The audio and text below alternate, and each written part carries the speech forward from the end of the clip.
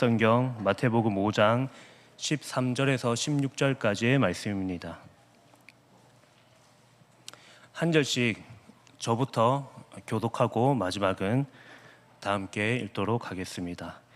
너희는 세상의 소금이니 소금이 만일 그 맛을 잃으면 무엇으로 짜게 하리요? 후에는 아무 쓸데없어 다만 밖에 버려져 사람에게 밟힐 뿐이니라.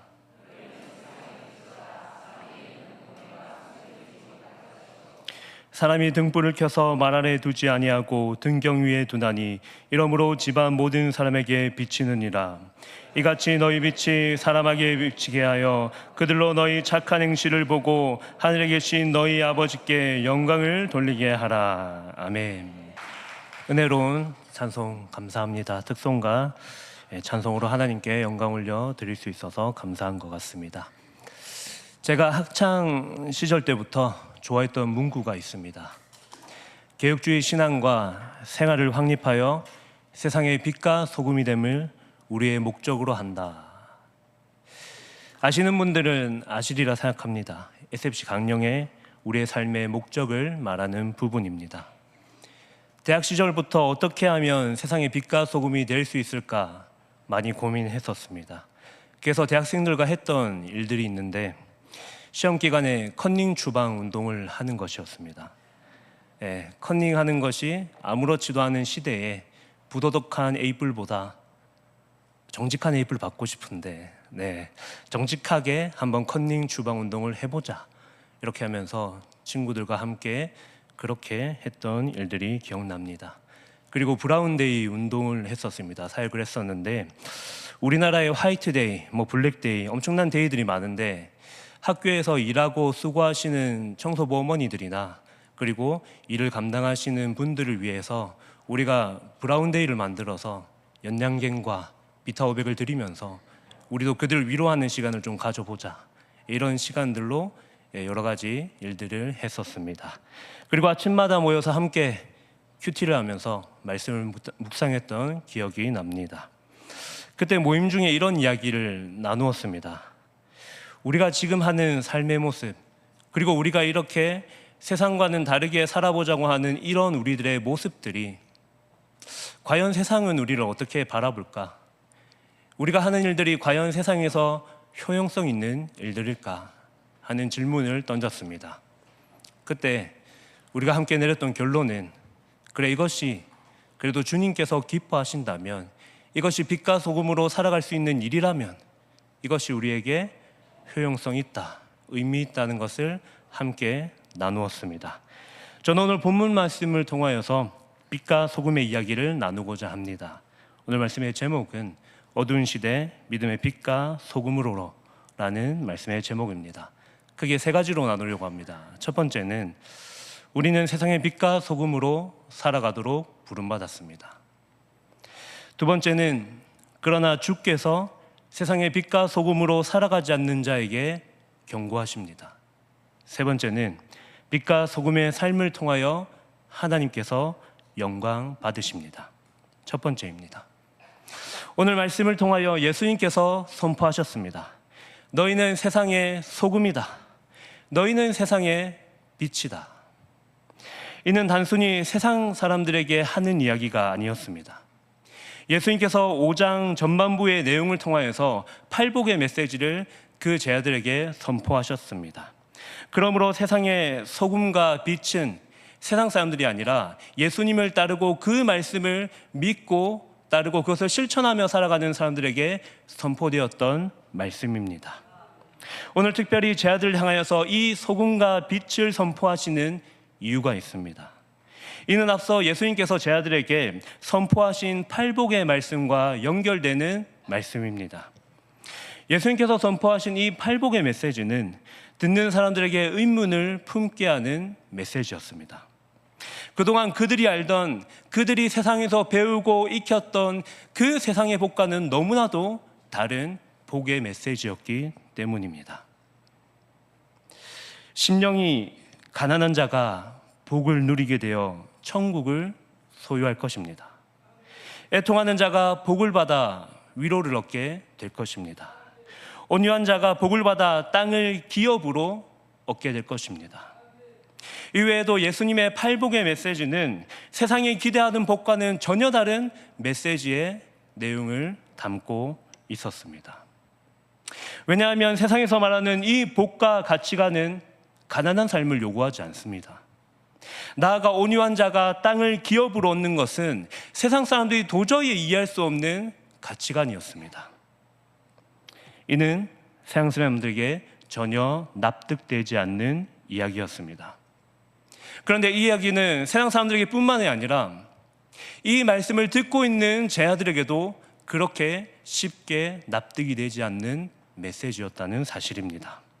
그들은 그 메시지를 들으면서 예수님을 끝없이 따라다니며 예수님의 그 엄청난 기적들을 보았는데, 예수님께서 오늘 말씀하시는 이 팔복의 메시지가 과연 우리에게 소망을 줄 수 있을 것인가? 세상이 가르치는 것과는 전혀 다른 이 메시지가 과연 우리를 이 땅에 살아가게 할 수 있을까? 예수님의 제자들은 이 메시지를 듣는 순간 이런 의문이 들었을 것입니다.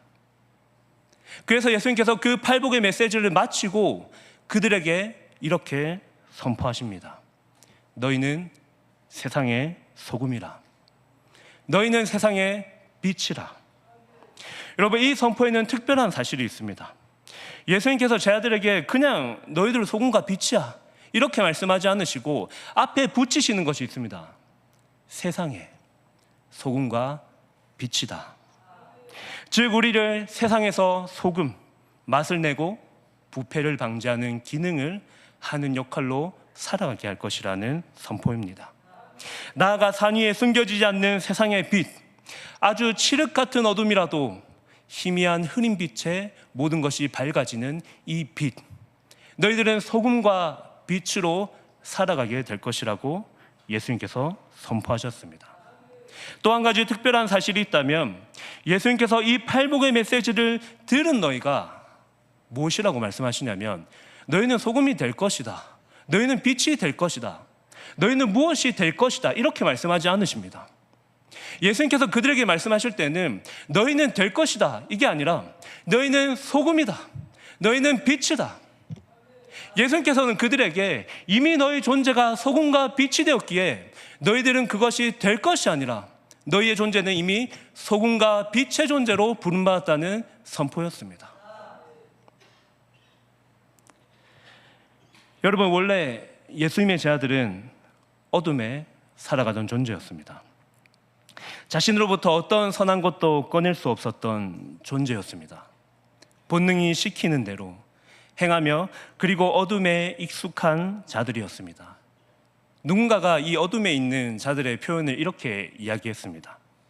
스스로 검은 종이에 검은 펜을 들고 내가 아주 좋은 그림을 그리고 있다 이렇게 착각하면서 그냥 그저 본능이 의지하는 대로 그림을 그리면서 그것에 만족하며 살아가는 상태였습니다.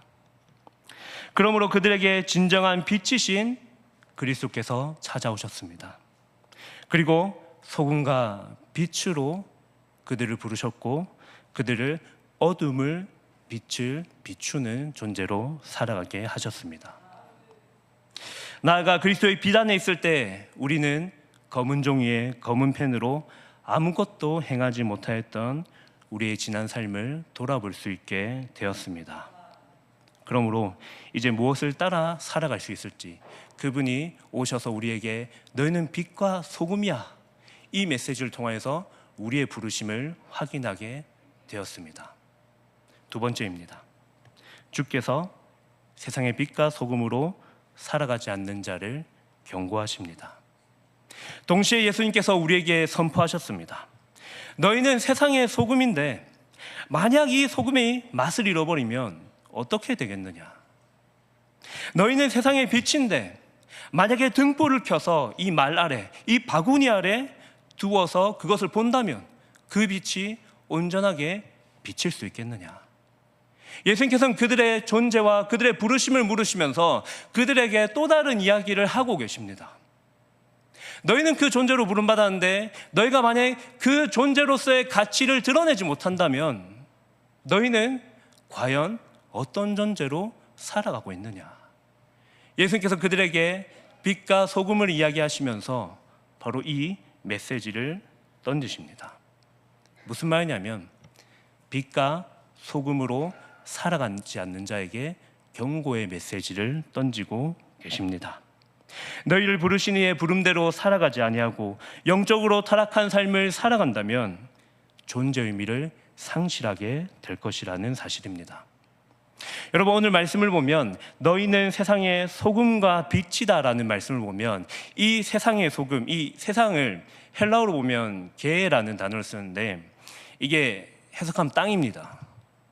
무슨 의미냐면 너희는 그 땅의 소금이다, 이렇게 얘기하는 거죠. 예수님은 이 말씀을 처음 선포하실 때에 이스라엘 백성들에게 선포하셨습니다. 그리고 그 언약의 땅에 살아가는 이 이스라엘 백성들에게 선포하면서 말씀하고 계시는 거죠. 야, 너희는 세상의 소금이야. 너희는 세상의 빛이야. 너희는 그 땅에서 그렇게 살아가야만 하는 존재들이야. 예수님께서 그들에게 이렇게 선포하셨습니다. 그래서 그들에게 그 세상의 빛과 소금으로 살아가는 것은 너무나도 당연한 일이었습니다. 즉, 이 말씀을 지키고 안 지키고의 문제가 아니라 그분의 말씀을 반드시 지켜야 한다는 선포입니다. 그럼에도 한 가지 문제가 있습니다. 그들이 그 땅의 소금으로 부름받았음에도 불구하고 여전히 세상의 권력을 탐하며 다투며 분파를 일으키는 사람들이 이스라엘 백성 안에 속해 있었다는 사실입니다. 이에 예수님께서 약속의 땅에서 소금이 아니라 세상의 권력을 탐하며 살아가는 이들에게 경고의 메시지를 던지고 계십니다. 본문 다 같이 읽도록 하겠습니다. 마태복음 5장 13절입니다. 다 같이 읽겠습니다. 소금이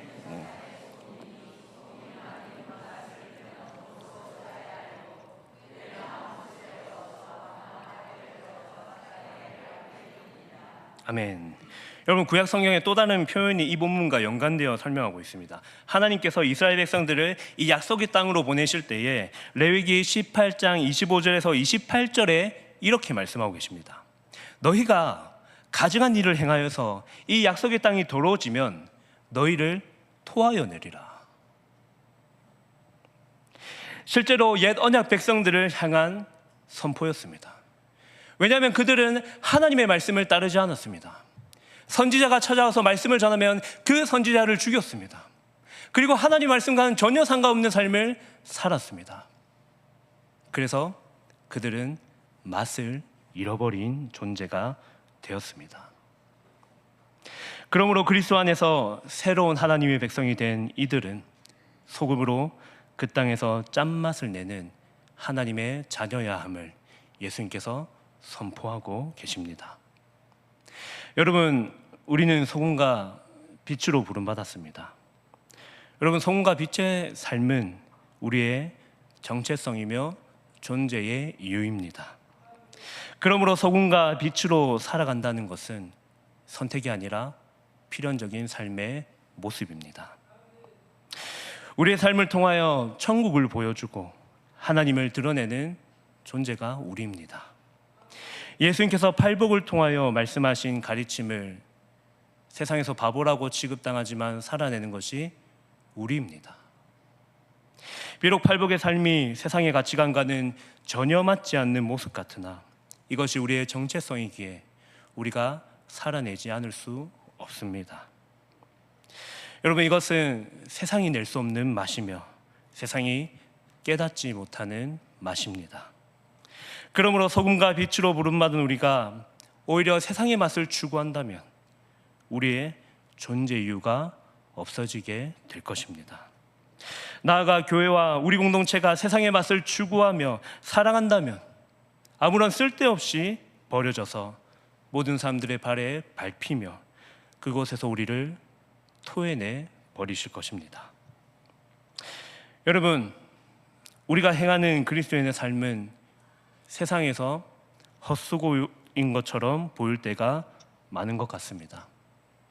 특별히 복음을 전하는 일, 그리고 컨닝 주방 운동을 했던 것, 그리고 브라운데이 운동을 하면서 우리 안에 소외된 이들을 찾아가고 그들을 격려하는 일들, 세상 사람들의 눈에는 바보처럼 보였을 것입니다.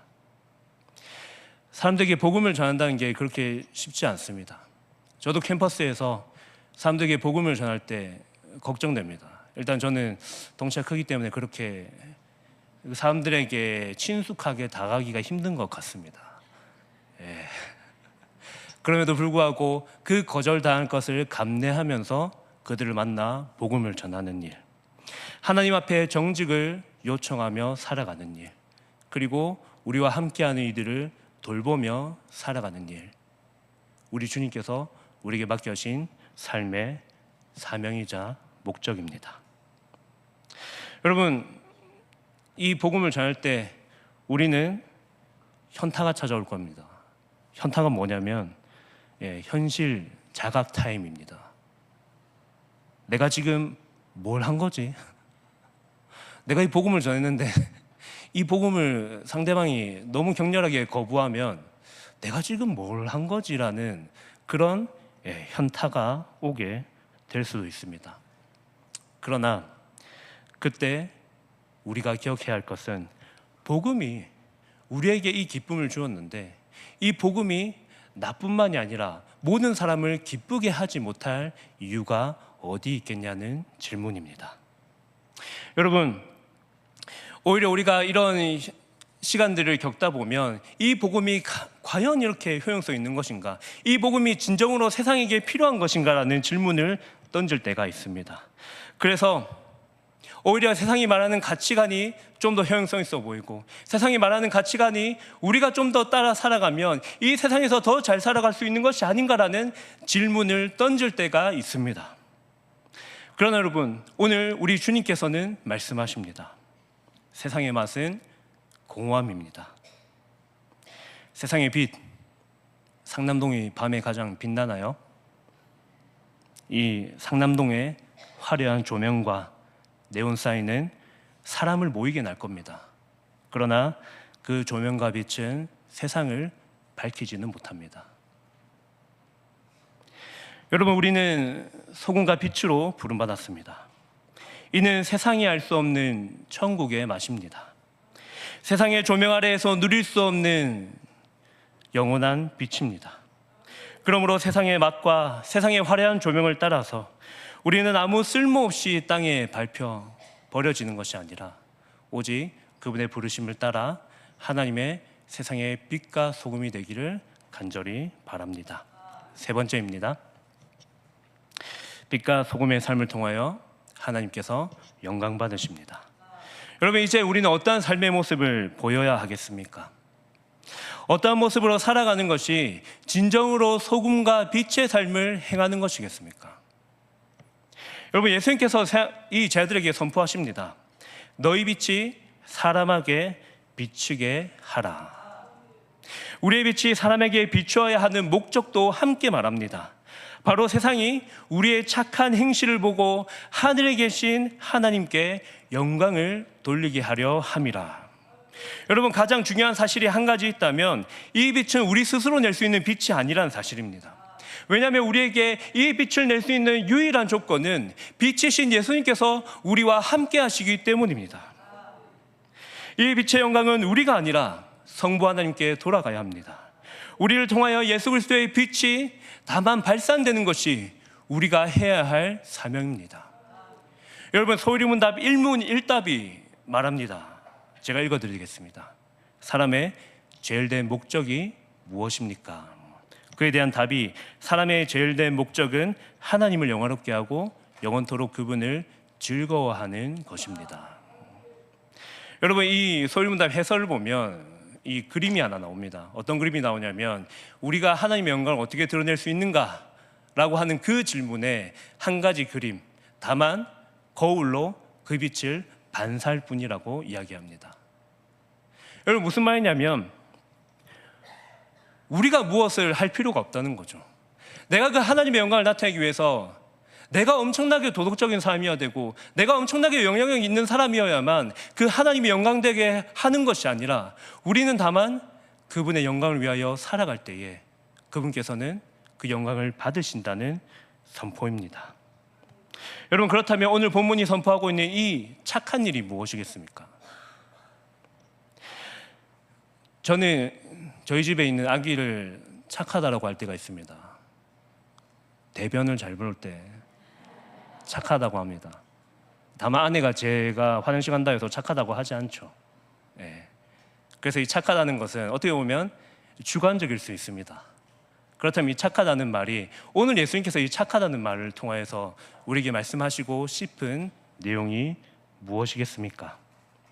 하이델베르크 요리문답이 있는데 그 요리문답에 이렇게 착한 일에 대해서 설명하고 있습니다. 제가 문을 읽으면 여러분들이 답을 읽어주시면 감사하겠습니다.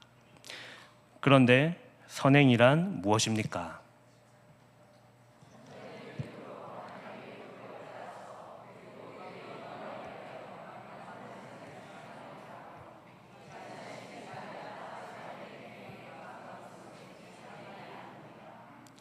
여러분, 여기서 율법은 십계명을 가리킵니다. 여러분, 십계명을 두 가지로 말하면 하나님 사랑, 이웃 사랑입니다. 즉 우리의 생각이나 세상의 원리가 아니라 참된 믿음으로 하나님의 말씀을 따라서 하나님과 이웃을 사랑하는 일입니다. 여러분, 믿음입니다. 하나님의 말씀을 믿는 믿음, 성경을 읽으며 행하는 믿음입니다. 주일에 우리에게 선포된 하나님의 말씀에 대한 믿음과 삶에 대한 반응입니다. 나에게로부터 나올 수 있는 모든 것을 제쳐버리고 오직 하나님께서 우리를 통하여 드러나시는 하나님의 영광을 믿는 믿음입니다. 물론 우리가 아무리 말씀대로 살아가고 수많은 삶을 살아내도 세상은 그렇게 쉽게 변하지 않을 것입니다. 아무리 복음을 전하여도 변하지 않을 수도 있습니다. 아무리 컨닝 주방과 브라운데이 운동을 하더라도 내가 생각하는 것처럼 세상이 바뀌지 않을 수도 있습니다. 그럼에도 우리가 이 소금과 빛의 역할로 살아야 하는 것은 우리 주님께서 우리를 그렇게 부르셨기 때문입니다. 여러분, 저는 지난 5월에 이제 8월 달에 터키 선교사로 파송되는 제가 너무나도 좋아하는 목사이신 형님을 만났습니다. 신대원 가기 전에 7년 동안 터키에서 사역을 하고 그리고 이제 다시 목사가 되어서 터키로 파송을 받습니다. 그래서 그 형님과 이야기를 나누며 들었던 이야기는 형님이 이제 대학을 졸업할 때쯤에 세상과 공동체에서 영향력 있는 사람이 되고 싶었답니다. 그 형님이 이제 대학교가 서울에 있는 K대에 나오고 이제 저도 이제 부산에 있는 K대를 나오긴 했는데 아무튼 네. 둘 다 이제 고려신학대학원 나온 건 똑같아가지고 아무튼 이 형님께서 이 대학을 졸업하고 세상에서 자신이 가진 것들이 많을 때 복음을 잘 전할 수 있을 거라고 생각했답니다. 그런데 생각보다 잘 안 되었다고 합니다. 오히려 그 형님께서 저한테 말씀하신 게 무엇이냐면 내가 오히려 복음을 더 잘 전할 수 있었을 때가 언제냐면 세상에서 말하는 기준에 가장 적합하지 않은 사람일 때에 이 복음을 더 잘 전할 수 있었다고 이야기했습니다. 그리고 터키에서 여러 가지 사역을 하면서 수많은 그 사역을 해보려고 했답니다. 뭐 터키에서 무역으로 사역을 해보려고 했고 그러나 이제 달러 환율 상승으로 이제 어렵게 되고 그리고 한국어 학원을 좀 차려보고 싶었는데 누가 제안을 해가지고 이제 한국어 교사 자격증이 있어서 그런 한국어 학교를 조금 차려보고 싶었는데 이제 장소도 구하고 모든 것이 준비된 상태에서 터키에서 쿠데타가 터졌다고 합니다. 여기서 그분께서 연락이 안 되고 하려던 사역들이 잘 안 되었다고 합니다. 그런데 그런 다 때려치우고 싶었던 그 형님 표현으로 다 때리고 치우고 싶었던 그런 상황 가운데 다른 지역에서 학교를 다니던 친구가 그 쿠데타로 인해서 자신이 살던 지역으로 오게 되었답니다. 그리고 그 친구에게 복음을 전하고 그 친구가 나중에 그 형님에게 무엇이라고 했냐면 형님과 나는 쿠데타로 인해서 모든 것을 잃었지만 그런데 형님은 내가 복음을 듣고 복음을 믿고 살아가니 형님은 모든 것을 얻은 것이 아니겠냐 이런 이야기를 했다고 합니다. 저는 가끔 이런 생각이 듭니다. 난 사람이 빛과 소금으로 살아간다고 해서 세상에서 무슨 선한 영향을 끼칠 수 있을 것인가? 내가 아무리 캠퍼스에서 아무리 가르치고 복음을 전하고 발버둥 친다고 하더라도 하나님께 영광을 돌릴 수 있을까? 라는 그런 질문을 던질 때가 있습니다. 그러나 오늘 말씀을 통해서 우리 주님께서 말씀하십니다. 너희는 세상의 소금이라. 너희는 세상의 빛이라. 너희는 어두운 시대에 천국의 맛을 바라는 하나님의 자녀라. 너희는 어두운 시대에 세상을 밝히는 믿음의 빛이라. 낙심치 말고 이 그리스도의 빛으로 모든 사람들이 하나님의 영광을 찾게 하라. 예수님께서 오늘 우리에게 선포하고 계십니다. 사랑하는 성도 여러분, 이제 말씀을 맺겠습니다. 우리는 어두운 시대에 세상을 밝히는 믿음의 소금입니다. 그리고 우리는 믿음의 빛입니다. 부르신 대로 살아가시기를 소망합니다. 부르신 대로 선포하시기를 소망합니다. 그래서 각자의 자리에서 참된 그리스도인으로 주께서 기뻐하시는 착한 일을 통하여 하나님께 영광을 돌리는 저와 여러분이 되기를 소망합니다. 기도하겠습니다. 사랑의 주님, 감사합니다.